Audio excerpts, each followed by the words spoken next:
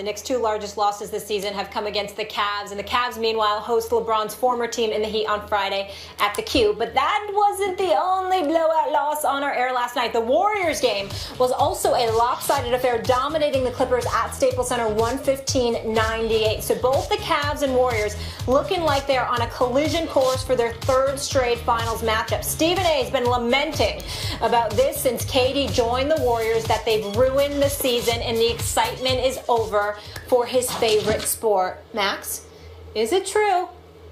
Is the season over? No, this is amazing. You're getting to see basketball played on the highest possible level. Two juggernauts on a collision course in the finals. And by the way, if Ali and Frazier are on a collision course for a super fight, what does that mean? Just because no one else in the heavyweight division can mess with them? That you don't want to see any of those fights? If Tyson and Holyfield are getting ready to fight, you don't want to see Smoking Burt Cooper and Michael Moore knock each other down 5 times, or George Foreman and Ron Lyle in a slugfest? I'll watch the Celtics and the Bucks. Those guys are on TV. That's an interesting game if you like hoops. I mean, there are things to watch all over the NBA. Spurs are playing the Thunder. Am I not interested in that simply because there are two teams that are better than those guys? No. All this is, if you're wrapped up in the idea that you already know who's going to be playing in the finals, then I welcome you to most seasons in the NBA where you pretty much know at least the Final Four, the conference finals, from the very beginning, and usually you have a pretty good idea of the finals. So if you're wrapped up in that, and that's going to stop you from appreciating two teams as good as the Cavs and the Warriors right now, I don't know what I can tell you. I guess you're not going to enjoy it. I'm going to enjoy it. Well, I appreciate that because there's very little you can tell me. That's number one. Number two, I love the analogy that you brought up, like people actually know who Ron Lyle is. I know him, but when you brought him up, I'm quite sure our audience don't know who the hell that guy is. Right. Okay, that's number two. Number three, Max. Look, man, it's not about right or wrong here with you and I on this particular issue. It's about preference, and last night exemplified that more than anything. Yeah, we chilling in the suite after, during the game, for half the game and stuff like that. But you got to leave. I had to stay there for that stuff. You understand what I'm saying? This is what I'm talking about. I had to actually stay. I couldn't leave. I had to stay post-game and do all of that other stuff. This is exactly what I'm talking about. An annihilation. Now listen, when I look at the Eastern Conference, even though I don't anticipate anybody beating Cleveland, at the same time, LeBron James' jumper may not fall with regularity.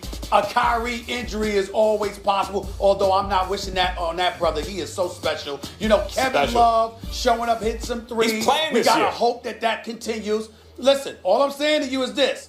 When you look at the Eastern Conference, clearly Cleveland's the class of the conference. There's no doubt about that. But Golden State is on another level because there is no Clippers in the East. There are no San Antonio Spurs in the Eastern Conference, but they are in the West, and they might as well be in the East because how they look in the West. Now, in the case of the Clippers, I'm talking about because we all saw San Antonio blow out Golden State by 29 opening night. But at the same time, we don't anticipate that this will last, not based on what we saw LaMarcus Aldridge do in the postseason last year, those last 4 games against OKC. Having said all of that, the greatness of Kevin Durant and Steph Curry and Klay Thompson, the movement of the basketball and the unselfishness by these guys. It is beautiful basketball to watch until it gets to a point where you look at it and say, damn, this is really bad. This is embarrassing. There's nothing that you can do. I told you they took the suspense. Kevin Durant's move to Golden State took the suspense and the theater out of it. I am watching a Golden State Warriors team and literally looking at them toy with a championship contender. And I'm saying to myself, my God, this is so bad, I don't even know what to say. And then the only hope that we would have for the Clippers is if Blake Griffin elevates himself to a superstar, helps them slow the game down because this dude is dominating in the post. And what is he doing? Shooting fall-away jumpers over dudes half his size. I mean, it's just embarrassing. Yeah, I'm with you there, but let me follow this logic. I'm with you on Blake, but let me follow. Go ahead. As far as performance last night, that's on Doc, too. We'll get into that later also. But let me get this logic. How's it on Doc? Well, we'll get Go into ahead. that. We're going to be Go talking ahead. about Go that. ahead. You want to do it now? I mean, let's look at this logic that you're using here. In the Eastern Conference, the Cavs are playing in a weaker conference, so you really don't hold it against them that they're as good as they are. In the Western Conference, the Warriors, by acquiring Kevin Durant, even though it leaves them vulnerable defensively in certain ways, but by acquiring Kevin Durant, you assume, especially by the time the playoffs roll around, they'll be even better than they were, and that was good enough to get through everyone in the West last year, and after all, they took the best piece off of the team that almost upset them in the West, so it's just a foregone conclusion. So but generally, a team that good in one conference, I would assume for you, would be okay so long as the team in the other conference might get upset. But in this case, you feel that both teams are so good it ruins the regular season. There have been plenty of seasons, in other words, where a team in one conference or another, the Lakers, the Bulls, whoever it was so good you knew they were coming out of that conference and you were okay with it. Now suddenly you're not because in the other conference there also exists a team like that? I don't get it. Well, I'll help you get it. Number one, I think that, first of all, other teams were built. In the case of Cleveland, that's different because LeBron left South Beach. There was drama as to why he left South Beach, going back home, somewhat nostalgic and things of that nature that factored into the equation. So you're thinking about more of it than just basketball. You're thinking about what his winning would do for Northeast Ohio. You're thinking about what him winning and bringing a championship back to the city of Cleveland for the first time in 52 years with me. You're thinking about all of these different things. In the case of, and not only that, you were also thinking, as much as I did not feel this way because I absolutely loved him in South Beach, I'm damn near still mad at him for not being in South Beach because I have no really reason. That's what you really mean when you say the regular season is ruined. That's what you really mean. Well, that hurts. Well, that is a point. That is a valid point. You don't need to be at South Beach. That does play a factor. That does play a factor. Yes, I do. Actually, You don't. Really do. You don't. But the point that I'm trying to Mark. make to you, that's the point. With Golden State, Kevin Durant leaving a championship contender, up 3-1 in the conference finals, to go to the team that beat him, who happened to be 73-9 and the reigning defending NBA champions at the time. I mean, it's unbelievable to me. And it's just, it's taken the theater out of it for me. I'm watching slaughters. Stephen A. I'm watching slaughters. It wasn't enough. I don't feel that way. Didn't have enough in Oklahoma City to get over the hump against the Warriors, and the Warriors didn't have enough without Durant to get over the hump against LeBron James. And now they've joined forces, and we'll see if their combined forces can get past LeBron. Draymond doesn't get suspended for Game 5. The Warriors are two-time champions right now. All right, guys, got to agree. Draymond doesn't get suspended. The Warriors are two-time champions right now. Yeah, I believe that. Gentlemen, let's leave it there. Injuries too. Game 6. Coming up next. Phil had made some comments that kind of caused a little stir about the way you maybe hold on to the ball a little too much. Come on, man. Do you have any reaction? Thank you. Sorry, man. I don't want to answer those questions. Is it, I mean, you guys have this first week, is it productive to talk about it like that? What's to be gained? I don't know. I don't even know what was said, so I just don't want to get into it. I mean, I don't even know what was said, to be honest. I just don't even want to talk about that. What are you talking about exactly? I want to stay away from that at this point. My focus is my teammates and winning. We've been playing great basketball, and that's the only thing I'm focused on. Whatever Phil said, he said. I have nothing to say about that. Who's living up to his name, feeling kind of mellow there. Stephen A., does Carmelo Anthony, should he demand a trade at this point? Yeah, I think he should. Max, I've known Carmelo Anthony for a long, long time. One of the things that Carmelo Anthony and I adamantly disagree about is that I've been on him to ask out of New York, and I'm a diehard Knicks fan. I'm a native New Yorker, but I got a lot of love for Carmelo Anthony. In this situation with Phil Jackson, Carmelo's not built for this. Carmelo is real. Carmelo is one of those individuals that he will refrain from saying anything at all rather than dance around an issue and say things that, without saying what he really wants to say. And, he's never told me this because I have to be completely honest about this. He's never told me this. But again, I've known him for more than a decade, closer to 15 years, actually. And I'm telling you right now, I don't think he likes Phil Jackson. I know I don't like Phil Jackson, and I can't blame him for not liking Phil Jackson. And here is why. because of situations like Carmelo Anthony had to deal with last night. Here you are in the media capital of the world, clearly in a position where you're going to be flummoxed by just an avalanche of reporters because of something this man said when he's sitting in the stands for home games, when he ain't traveling to road games unless they're to LA, which is where he lives most of the time. And that's about it. And not only that, he's responsible for the absence of talent that's around you because he hasn't been able to put it around you, not with any degree of efficiency. It's something that's an absolute joke, and yet Carmelo Anthony has to deal with this. Now, you got to understand, this is entirely different than New York or, Chicago or LA. Yes, Chicago is the second city. Yes, LA is the second largest market in the United States of America. But, excuse me, but you notice, Max, the reporters, the amount of reporters that are there don't compare to the amount of folks covering the New York teams. That's number one. And number two, those teams were relatively successful. Michael Jordan and the Chicago Bulls didn't stink up the joint. They were showstoppers. You look at Kobe Bryant and the Los Angeles Lakers. Even when Phil took over, he didn't take over a dormant, perpetually dysfunctional franchise. He took over dudes that were tinkering on trying to win a championship. They just needed coaching. They needed somebody to bring the pieces together. This is an entirely different situation. The New York Knicks stink for the most part. This year, they're better, basically average, and because of that, we thought there was cause to celebrate. But then in the midst of all of that, you ticked off LeBron James, who came into the Garden, embarrassed you along with Kyrie Irving and the rest of Cleveland, by the way, because they hit 22 three-pointers, which is a Garden record for crying out loud against the Knicks. And then on top of it all, they're adding insult to injury by having a water bottle contest during the game. Yeah, we're going to get into that. This is the kind of stuff that's happening. We're going to get into that. And Melo is subjected to it is all I'm trying to say. He's not built to have a bunch of people coming at him to have to answer about what his boss says about him, because what Melo wants to say about him, Max, is you know what you can kiss. But he can't do that. And that's hard for him. Melo's also not built to be the best player on a championship team. Never was, or it had happened already. But this ain't a championship team. It's not. It's certainly not. But almost no matter. If you have a championship team, then by definition, there'll be a better player on it than Carmelo Anthony. And he's an excellent player offensively. I understand that.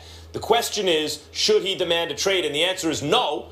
The Knicks should trade him, but he shouldn't demand it because the Knicks will get less back for him.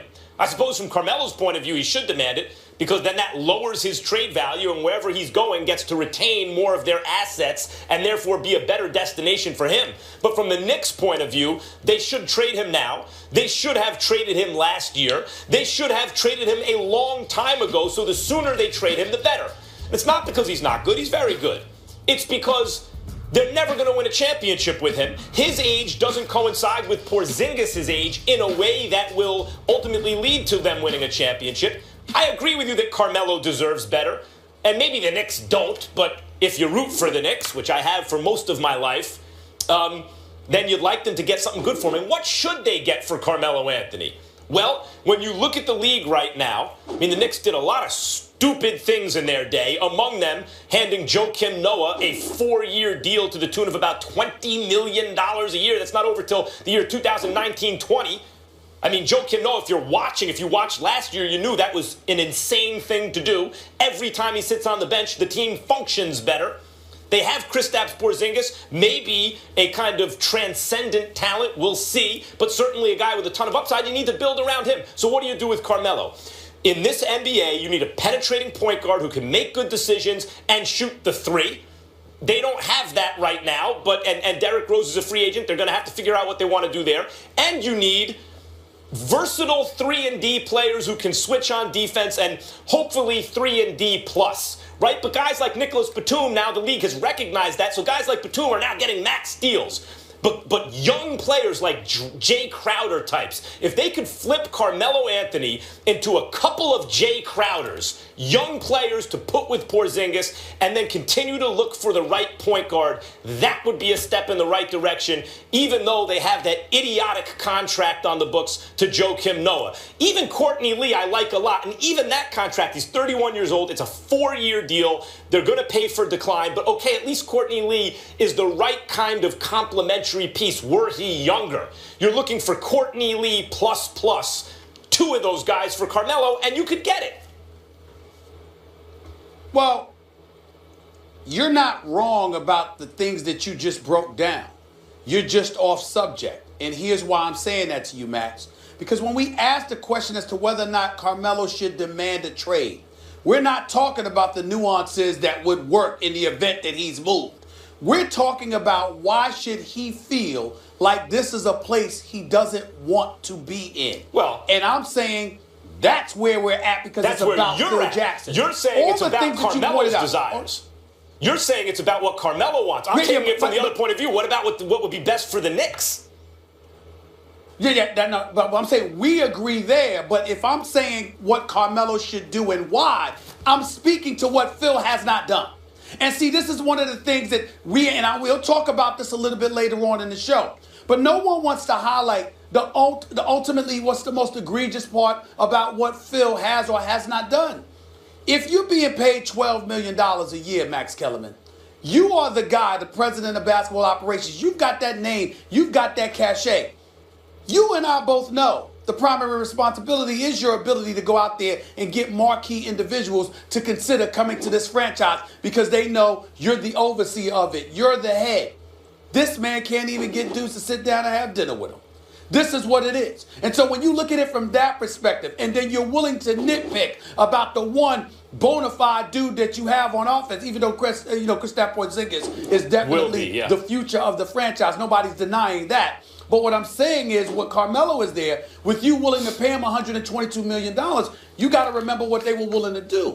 Phil Jackson was advertising marketing. This is the building block. We want you. We need you here. Here's what our vision is. Here's what we're trying to do. But you give him a rookie coach who's never coached on any level in Derek Fisher. You follow that up with Kurt Rambis after getting rid of Derek Fisher in the middle of a season because he was telling you that damn triangle is outdated. It ain't working anymore. We don't have the personnel for that. You sit up there and hold up Kurt Rambis from ended up taking a college job in California, which is where he really wanted to go. You keep him on as an assistant coach. You bring on Jeff Hornacek, and you're still talking about the triangle. No doubt, Stephen, and then in the same breath that you're doing all of that, you're nitpicking about Melo. It's not right. There's no doubt Phil Jackson has not done the best job. However, under his auspices, they did draft Kristaps Porzingis. Even if that's him trusting his people, that happened. You mean after they tanked the season? After they tanked the season that he swore they wouldn't tank so they could position themselves for the number 4 overall pick? If you tell me that you can draft another Porzingis this upcoming year, I'd say tank the rest of this season too if you get another guy like that. That's not a problem. No. Here's why it's a problem, Max. Because you paid Melo first. So what you did was hoodwink. I can't believe you, a native New Yorker, is missing this point. He hoodwinked New Yorkers into believing that you were trying, when in fact what happened was you paid Melo, then stuck up the joint, and you were in a position to draft Porzingis after that. That's the point. The reason that they can't get free agents, not just marquee free agents, not just guys with names, the reason they're relegated to trading for has-beens in terms of that level, like Derrick Rose, and it pains me to say that, that's a tragedy, but it's what it is. He's an average point guard. He used to be elite. The reason they have to go the marquee way instead of actually the best player route is because they don't want to come to New York, and it's not just the dysfunction of the franchise. Were Carmelo Anthony a greater player, then a core of him and Porzingis right now would be more enticing to free agents. But it's not. Carmelo, they'll never win a championship with him as the best player. They got to move him. No knock against him. It's just the level he is. It's high. It's not high enough. I'm clearly not making my point well enough for you. You're blaming Phil Jackson. You could have let Melo just walk. But then you get nothing for him. This way you split him into assets. Wait a minute. You're paying him $122 million right now. Right. Okay? You kept him there. My point to you is that if Melo were gone, because you could have worked out a sign and trade at the time, I'm saying to you, with Melo being here, you gave the impression you were trying to be competitive. When in fact, what you could have done is let him go, stunk up the joint, still been in a position to draft Porzingis, if not Karl Anthony Towns, and you could have went that way. All I'm saying to you, the vision of Phil Jackson is what we're talking about. I think here, this is not a Phil Jackson issue, Stephen A. You can bring Carmelo Anthony. Hold on. You can bring Carmelo Anthony up all you want to. I covered a 6-foot guard in Allen Iverson, who was a guy that shot most of the time. Wait a minute. He shot most of the time. You keep bringing that up about Melo Iverson. I am telling you, Larry Brown with Billy King, with Pat Croce, came to Philadelphia and surrounded Allen Iverson with complimentary parts because they knew that they weren't going to get them to do that. That's Phil's job. Yeah, but you're blaming it on Phil Jackson, and that's actually a Knicks bad franchise, starting with James Dolan, arguably the worst owner in sports. That's a Knicks bad franchise issue. This didn't start with Phil Jackson never having the long view and saying, let's get out of a bad deal and start from scratch. This is the Knicks with a rabid, irrational fan base that will sell out the Garden, at least in terms of ticket sales, that will do a number on TV as long as they have the pretense of trying to make a playoff push. So they're never willing to sacrifice the short-term finances of that in order to build for the long run. They're always serving two masters. On the one hand, convince New York you're being competitive. On the other hand, build a winning team. You can't do both. You're wrong. They can't. You're wrong. You're wrong. And here's why you're wrong. And here's why you're wrong. Nobody since the days of Dave Checketts, when Charles Dolan was running the show, not his son James, nobody has had the cachet that Phil had. You cannot ignore. I can understand if Phil hired the Larry Browns or Phil sat up there and had the Jamal Crawfords and the David Lees and people like that. No, Phil brought in, even though he's re-signed Carmelo Anthony, he brought in Derek Fisher, who never coached. He wanted to give the job initially to Kurt Rambis to succeed him. Then ultimately he brought in Jeff Hornacek. When you look at some of the things that Phil has done, you can't blame that on Dolan. Dolan's the owner. He cuts the check. Phil has had autonomy. What has he done with it? You're saying that Phil Jackson hasn't maneuvered with his cachet, with his credibility around the league well enough. I agree with that. But this issue with the Knicks... Well, that's fine. Then why can't we stop there? He's made plenty of mistakes. This issue with the Knicks predates Phil Jackson, and the question is, should Carmelo ask out of town? I suppose you can say, yes, it's in his best interest, but my point is the Knicks should move him and should have moved him long ago. They can't move him soon enough. All right, guys, we got to leave it there. The Knicks... I would remind you, by the way, Molly, I would remind Max Kellerman that the 2 seasons before that, Mike Woodson guided the Knicks to 54 wins and an Atlantic Division crown and a trip to the second round of the Eastern Conference playoffs. Let's not act like Phil. What I'm just saying, the point is that they certainly didn't stink the way that they do now. They should hang an Atlantic Division banner at the Garden. I know this one's personal for you, but we got to move on.